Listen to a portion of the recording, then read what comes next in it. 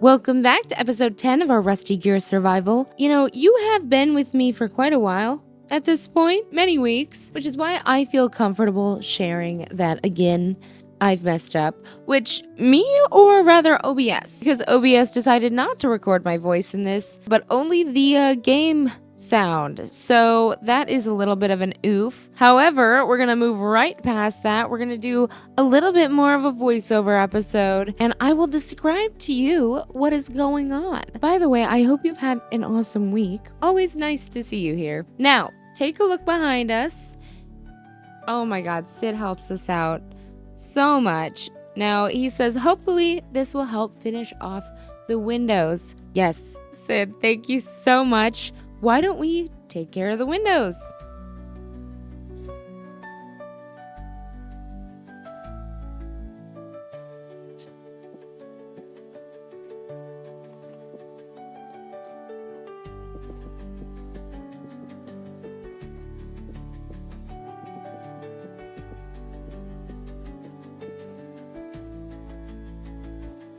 Now, once I finished up there, I went on to explain how I learned how to make quicklime and use that to make a glow palette and a regular palette. But I've been even more excited to share our new tent with you, which first of all, I would like to say thank you for your wonderful suggestions, like the Richard Scarry apple card. That was amazing. However, I think we need to show Sammy's, fun side. So why don't I take you indoors?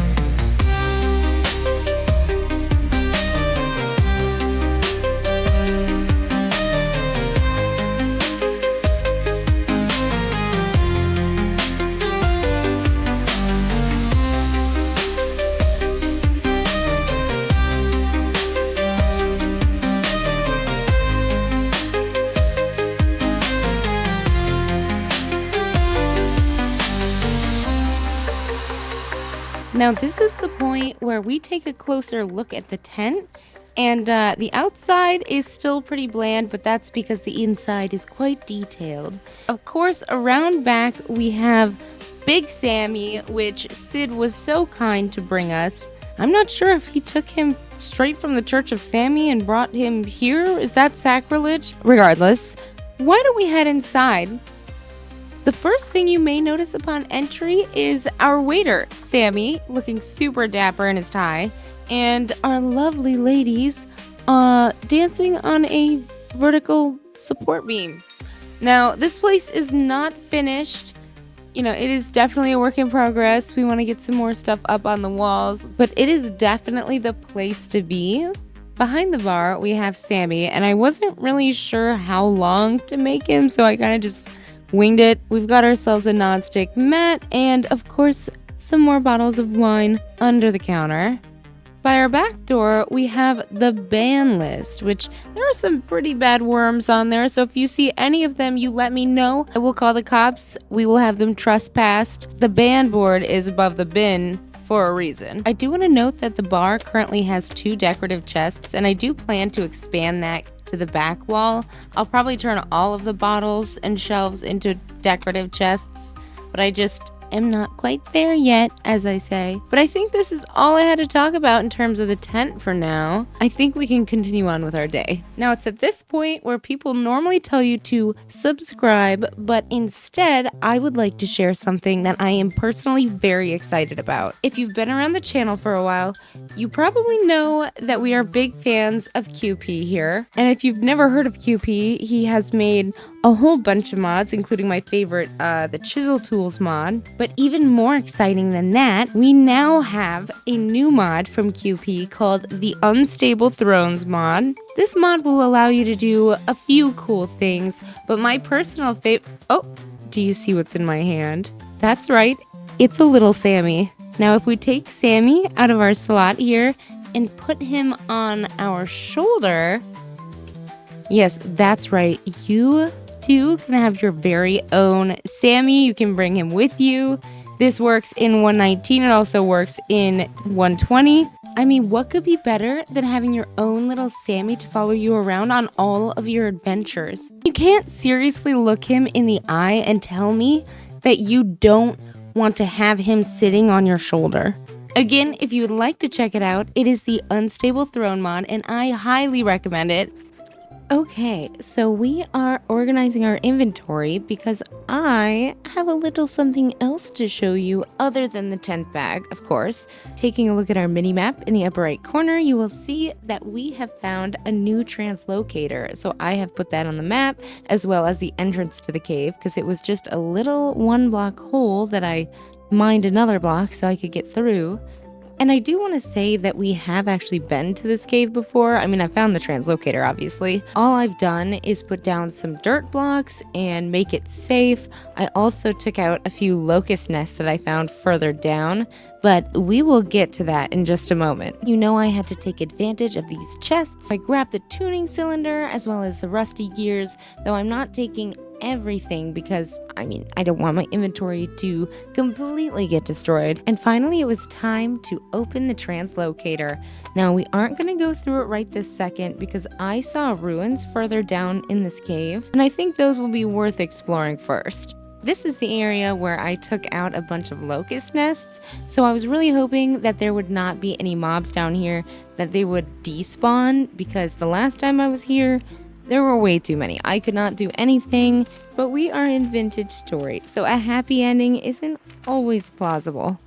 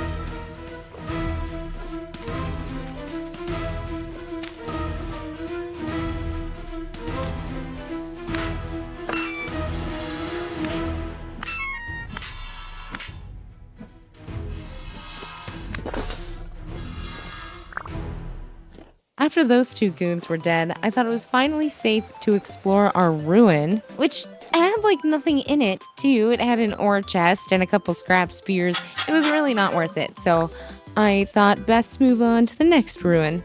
And the next ruin was sick, although it was a little bit scary. I could tell by the lights in the background that there were definitely going to be some locust boys back there. And oh, Sammy, were there ever. This is just the tip of the iceberg. Check it out.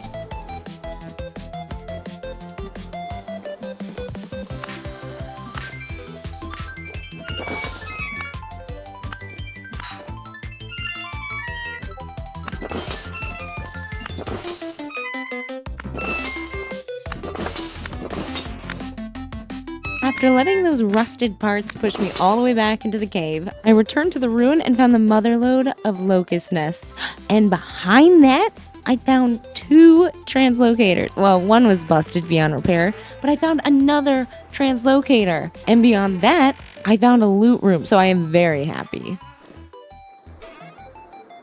We read some lore, we checked some pots, we grabbed some Jonas parts. Oh, I guess I didn't bring a chest on my back, so we're gonna throw stuff into this vessel and put that on our back instead. I really like this ruin, so I figured I would take out all these locust nests so I could kind of turn it into my own personal translocator hub. It is super close to my base and will be super convenient, but I don't think we want any locust friends hanging around.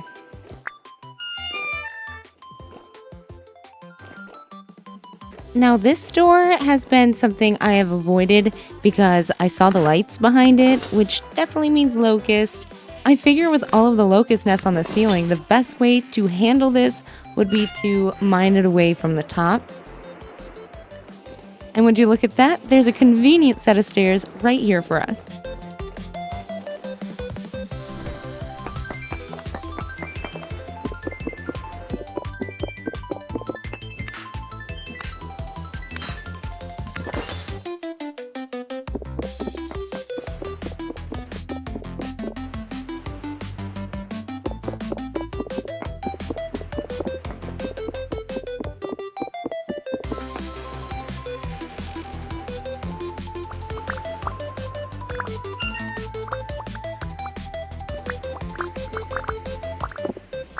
I think we sufficiently took care of all of the locust nests in here, but I'm not 100% sure, so we will take care of them as we go.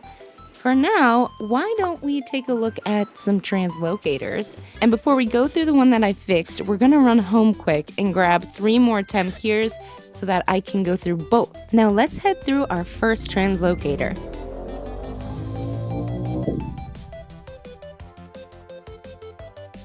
Now, upon first glances, it doesn't look like much, and that's because it really isn't much. We have stumbled onto the world's most dinky cave in the middle of the ocean, so really this translocator is kind of a bust until we dig our way over to the mainland.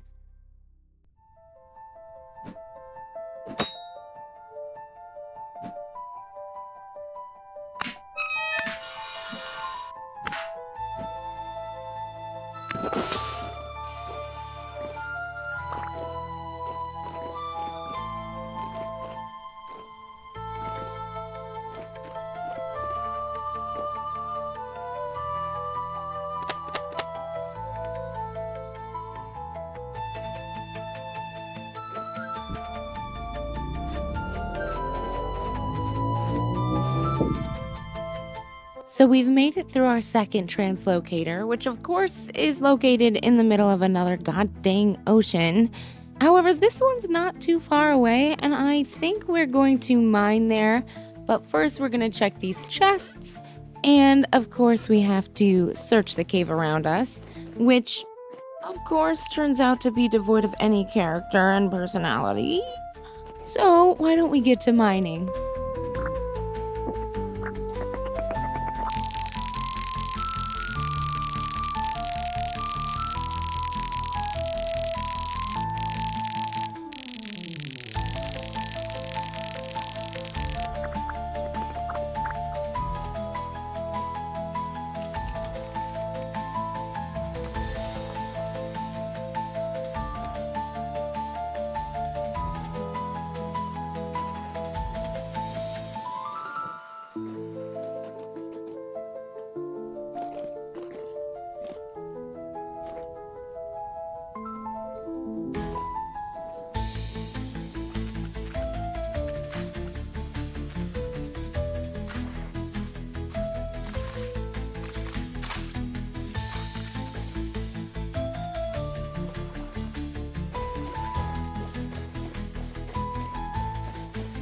Now we have put forth all this effort just to meet one guy, Ahanu, and it turns out he is a clothing merchant, which, I'm sorry Ahanu, we have absolutely no use for you. I hate to be so blunt, but as much as I love collecting clothing, I prefer to salvage my own most of the time. And I mean, look at me, I'm completely kitted out. We say our goodbyes to Ahanu and we start to head home. This week's episode is definitely a shorter one, and it's also going to be late considering I am still editing and it is 1 p.m. and the video was set to come out an hour ago. We've had a crazy week as always. My editing program got banned for a few days in the US. I had my tire go flat on the road. That's irrelevant. Oh yeah, and OBS did not record my voice, and that's why I'm speaking to you through voiceover. When it rains, it really pours, right guys? I'm sure the ladies here next to me would say the same thing with a slightly different meaning. But I hope you guys have a wonderful weekend. I will definitely get out a longer video next week. And with that, I bid you adieu. Bye bye!